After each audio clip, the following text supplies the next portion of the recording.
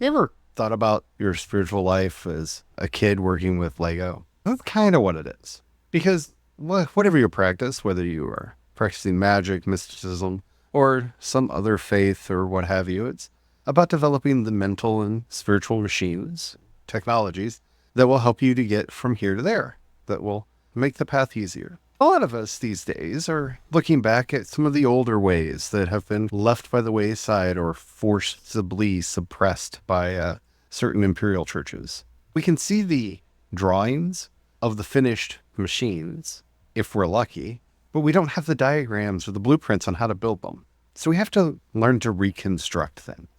Sometimes we are handed a practice that has been used for centuries and has flaws in it that needs to be taken apart and put back together. You ever thought about how to do that for yourself? Well, we're going to be talking about that today as we walk down creation paths. Intro.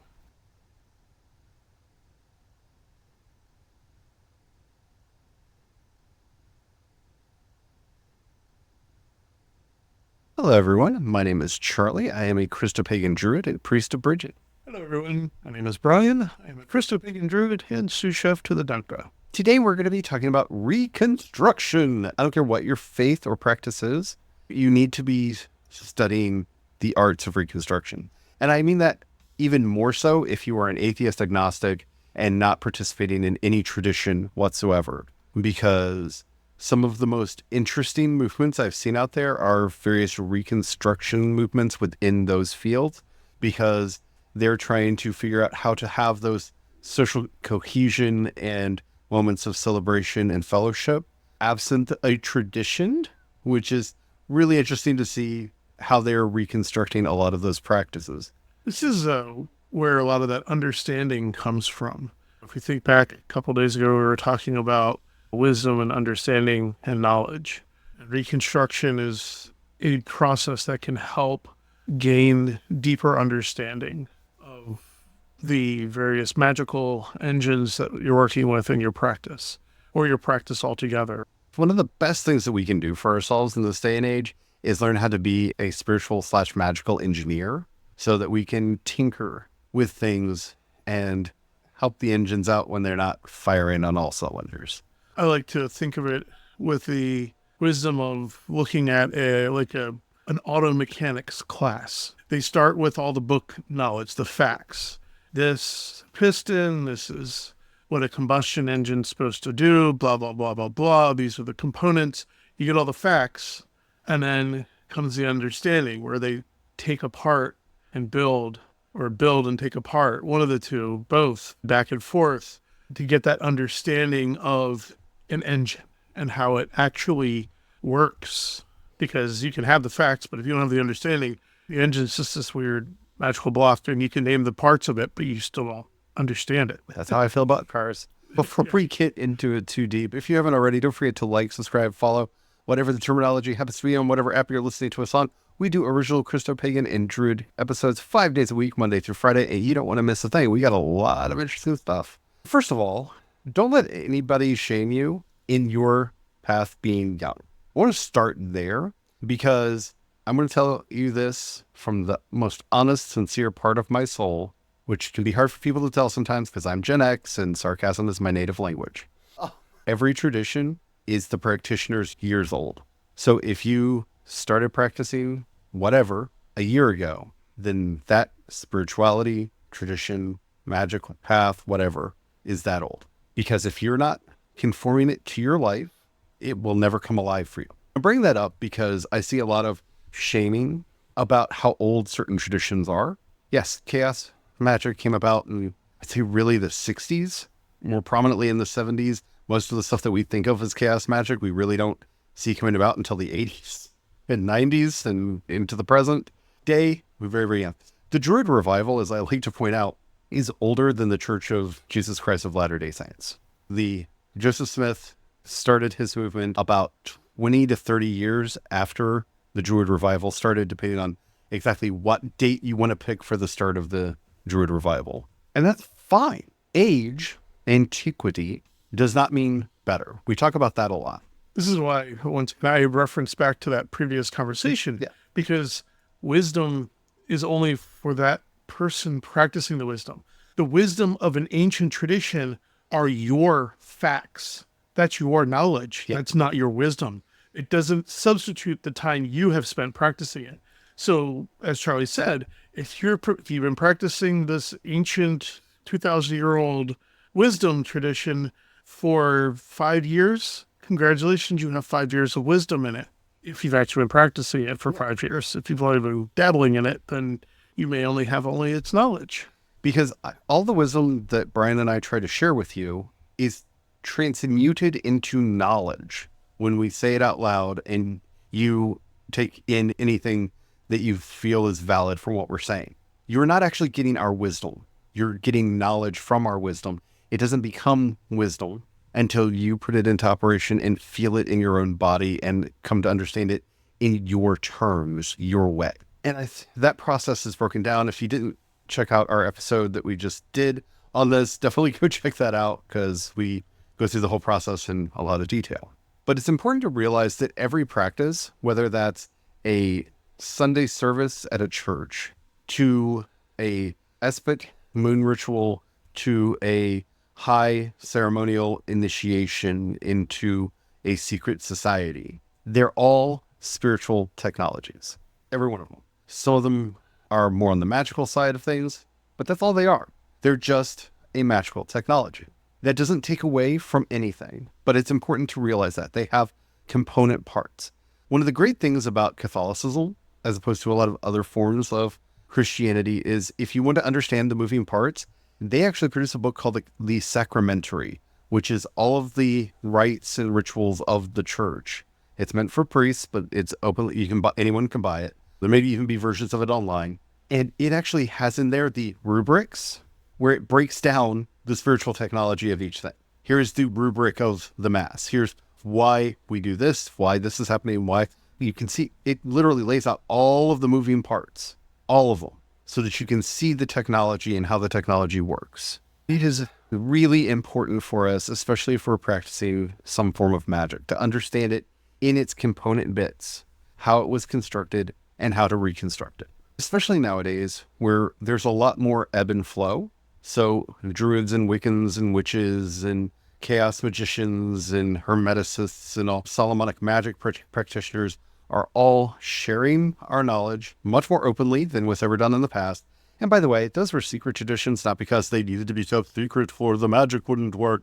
It was illegal to do these practices in most places, and various imperial structures were murdering people for. Yeah, it's really, if you want to have a fun, interesting trip down how this works, Solomonic magic was illegal in most of Europe. So we have these very weird grimoires that are just very sparse. They don't have a lot of stuff about who did what in them.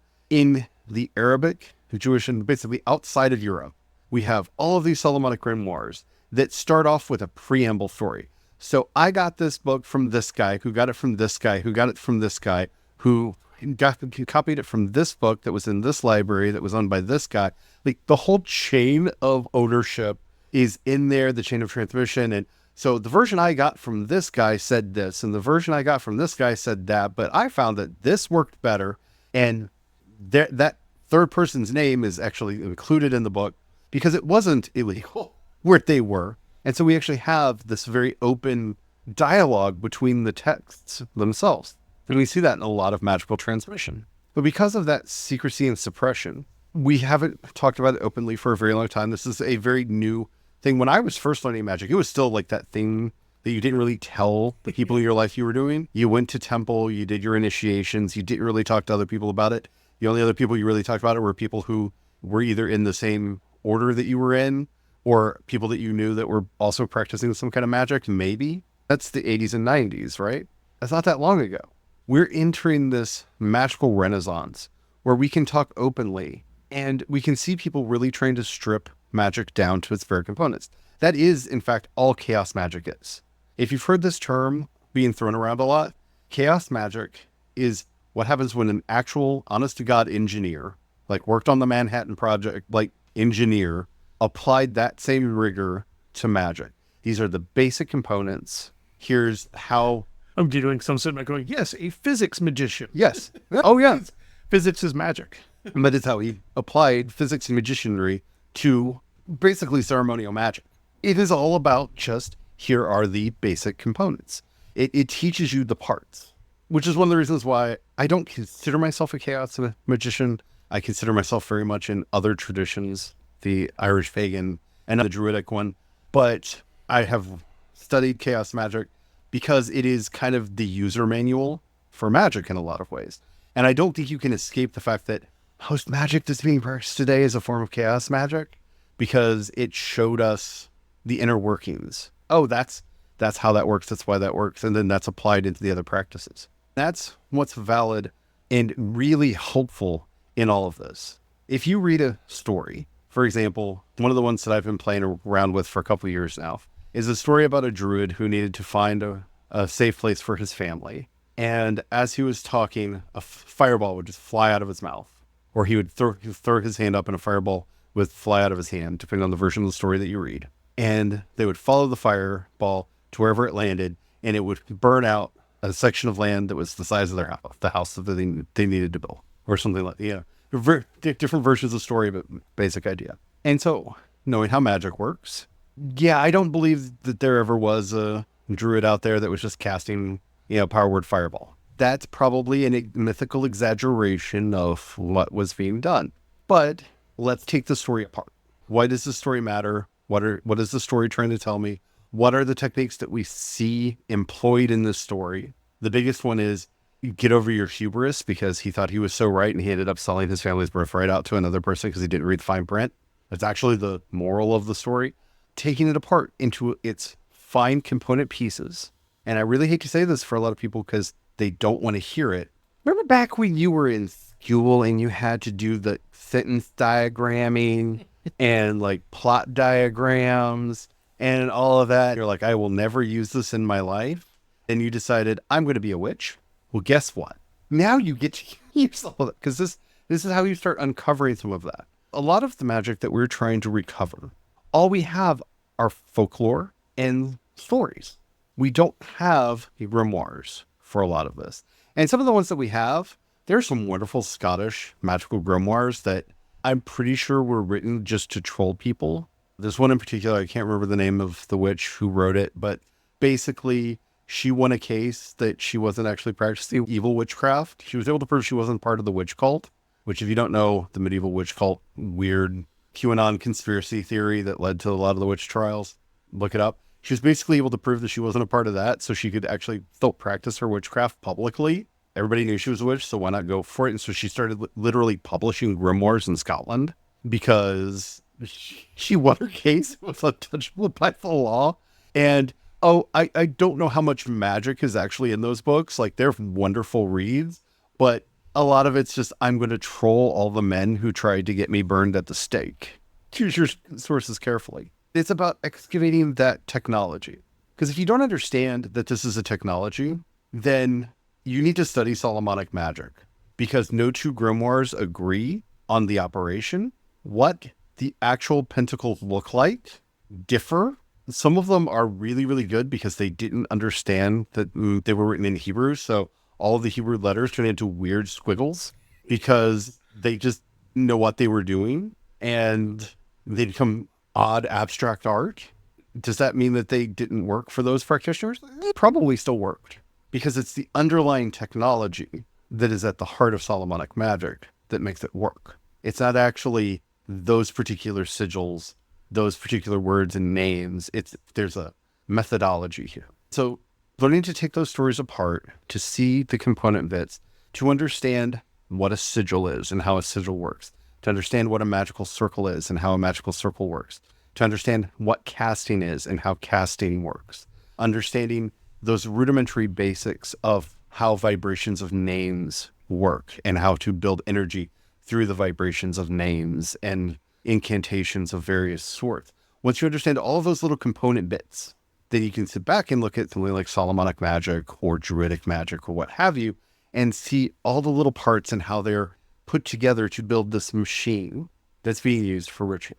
And once you understand all of those bits and bobs and pieces, you can tinker with it and make it work better for you. If you're somebody like me who vibrating names works much better for me than long-winded recitation.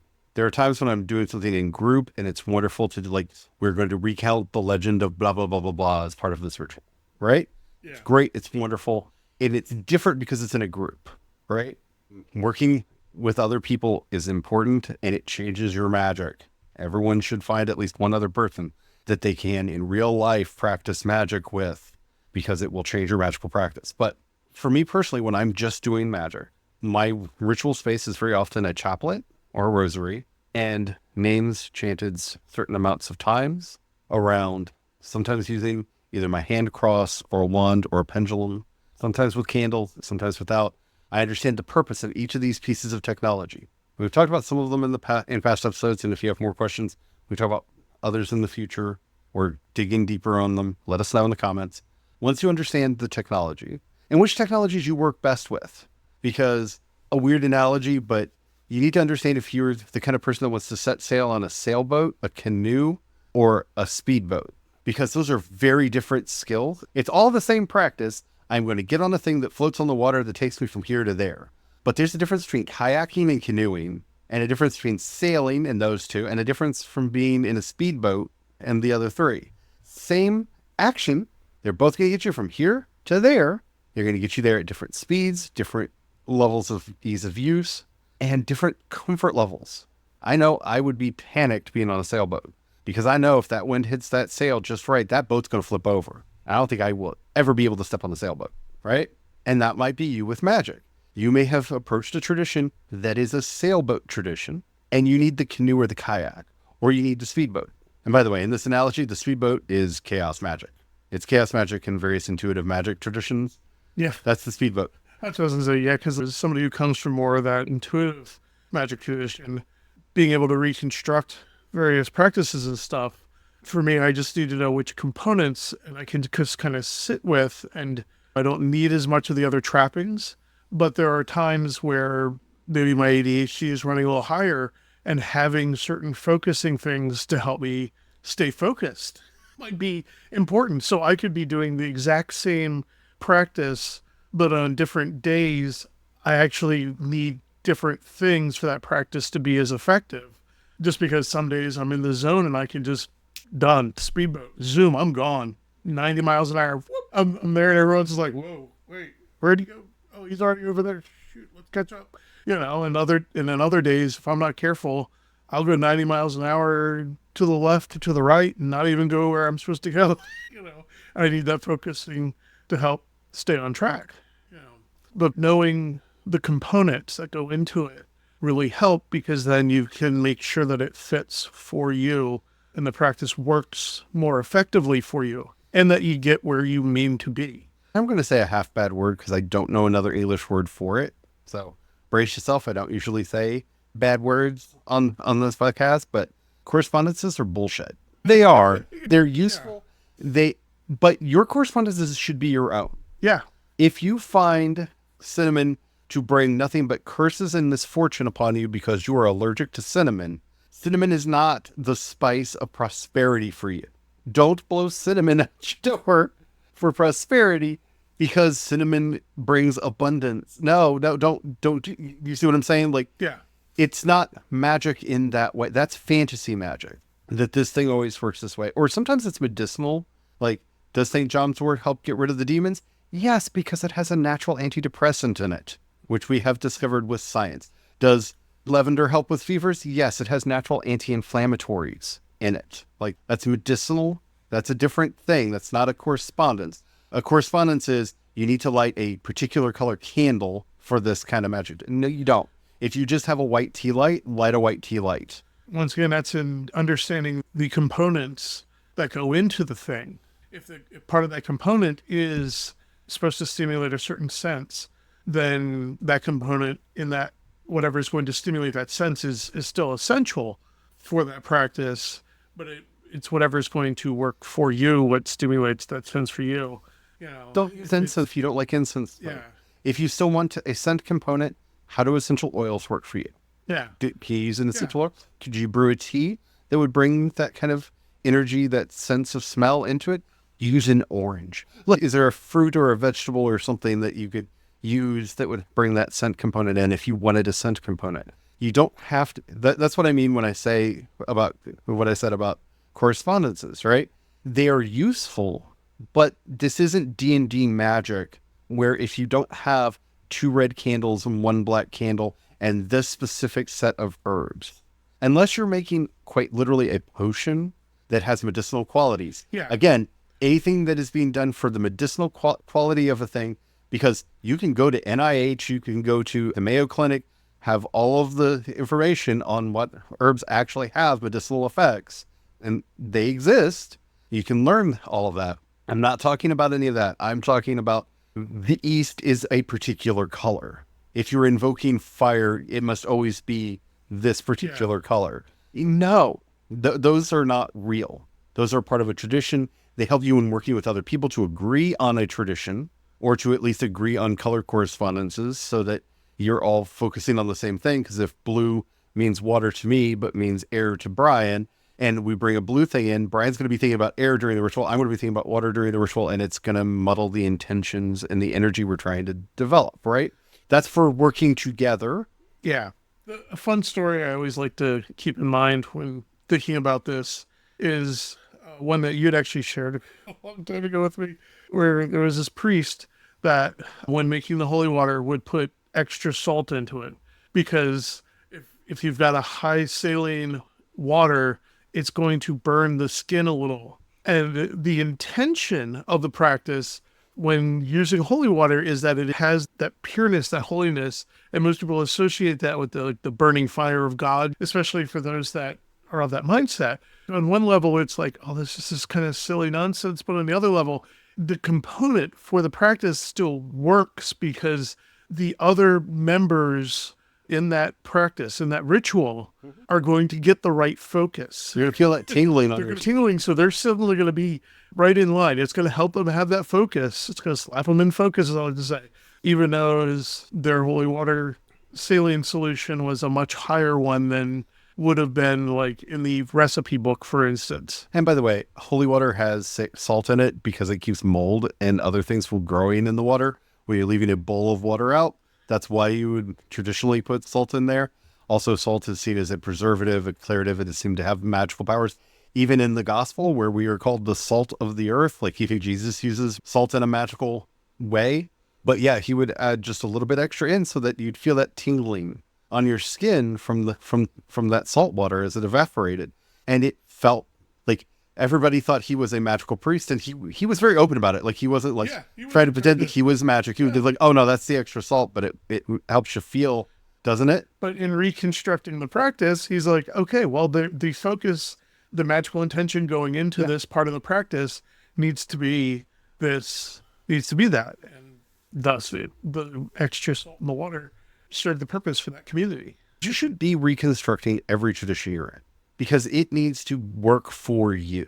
If you don't like wine and you are in a tradition that uses wine, remember, in most cultures, mead was used instead of wine in most rituals until the 1700s when that changed. It's not all of them. Some of them it's wine all the way back.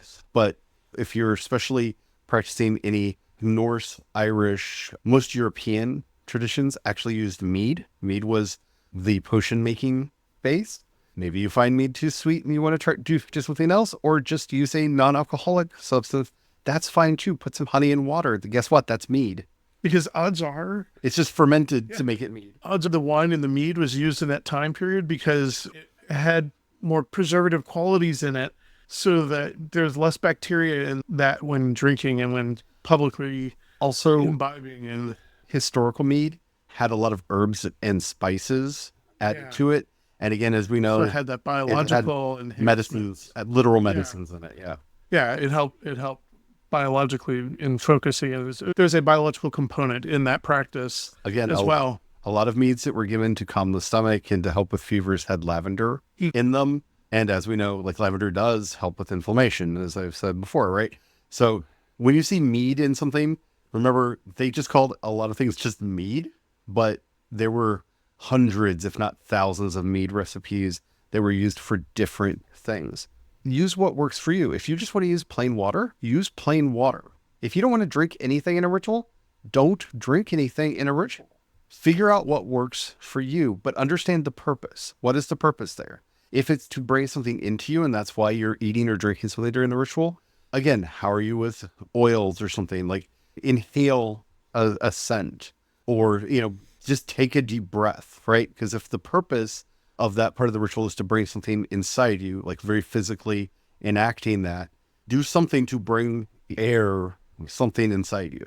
But understand the purpose of the machine and what each of the components are doing, and reconstruct with glee. Also do your homework. I've seen a lot of people, when they realize all the names that belladonna has, go, oh, so they were using belladonna in this. Yes and no. Belladonna is very toxic. Be careful. No, the herbs you're using. Yes, the Druids used mistletoe for a lot of things. They even made drinks with mistletoe. Mistletoe is extremely toxic. Yeah. I do not recommend this practice at all. I do not use mistletoe to make any kind of anything that goes into or on my body. Once again, it's also like, what was the intention of that practice? If they're trying to alter their mental state to get to a certain mental state, then you might not need to imbibe anything. There are other meditations. There are other meditations and stuff that can get you to that same mental state. It's like your weighted blanket, where the old Druid tradition. When I meditate, like to wrap myself in the weighted blanket and put a sleep mask on, I like to in earplugs in. I like to completely cut myself off. Sometimes even put it on a white noise machine. And I remember when I read, like when the Druid wisdom, they would wrap themselves tightly in a cow skin so that they had that compression on their body. They would be blindfolded and they would be generally laid out next to a waterfall, which is your white noise machine that cuts out all the background noise. And I went, I see why. Yeah. I get it. And it's because drying leather will constrict as it dries. Yeah. And so it's like, oh, okay. So when breaking it down, it's like that gentle constriction, compression, white noise, and sensory deprivation is all the actual elements. Yeah. And so then for your own practice, it's like when you're reconstructing, it's like, okay, I don't need a cow skin. These need to be there, but I don't have to go and slaughter a cow. I don't have to go find a waterfall. Like, do this, yeah. It's all about understanding the components and how to put them back together, and to put them back together in a way that works for you. Because again, if you are somebody who's strongly affected by scent or touch or texture or taste, there are workarounds. Find them. And also, if there's something you wish you could do that you don't know how to do, take the story apart and try to figure it out. Yep. And that's why if you have an allergic reaction to certain things, and the biological component, often there are other things you can do to get your biological state to the state that you need for the practice that won't involve poisoning yourself. Because if you're having an allergic reaction, it's going to be poisoning yourself. It's going to be bad. And also remember, most old grimoires were written in code. Yeah. No newts were having their eyes removed, and chickens never had teeth. Those mean other things. Like it spells that they're like eye of newt and toe of frog, and those all had different meanings. Hen's tooth, like. No animals were involved in that. Those are all the names of various seeds and mushroom bits. Take it upon yourself and realize that every practice is a practice of one, and we can share and learn from one another. But don't feel trapped or constricted by the practices that are offered to you, because you're going to have to make it your own anyway. So hopefully that's helpful, because again, I'm seeing a lot of interest in coming into the craft, and I thought that this might be a good way to introduce people to that. And for a lot of practitioners that are like, I'm really having a hard time with this one particular aspect of the craft. Well, maybe that part of the craft isn't, you need to find a different way to do it. If you have any questions or comments or specific things that you want us to do, like a teardown on, like specific practices, rituals, whatever, let us know. You can leave us a comment if you're listening to us on YouTube or Spotify right there. Anywhere else, even if they say you can leave a comment, you can, but they won't let us know. You leave a comment there because engagement is magic, and then head over to creationspaths.com, click on chat, and you can leave a comment there, and we will be able to see it and get back to you. And who knows, it may show up as a future episode. We do request episodes all the time. While you're there, if you happen to have a few dollars you can pass our way, you can think about joining a membership, or you can support us on Patreon and Ko-fi. I am C.E. Dorset on both, and in Ko-fi, you can leave one-time donations. Thank you so much to everybody who does that. That helps us to keep the power on, roof over our head, and food on our table. And if you don't have any money, don't worry about it. Trust me, I really do understand that. Christmas is coming up and I have no money for gifts. I get it. I understand. But you give us the wonderful gift of sharing our content with others and helping other people find what we're doing, because we really are doing this for the love of doing it. and because we feel that the information is valuable to others. So share with as many people as you think would be interested in what we're doing. And before we leave, Govindu, engineer and craftsman of the Tua, who works in the forge to build and make all the implements necessary for both the home, the hearth, and for war. Help us to see how we can take apart and rebuild all the technology that makes our life worth living, that we may go out and defeat the enemies that stand against us. And also invite us to our table, because apparently you were a really good cook. Amen. Amen.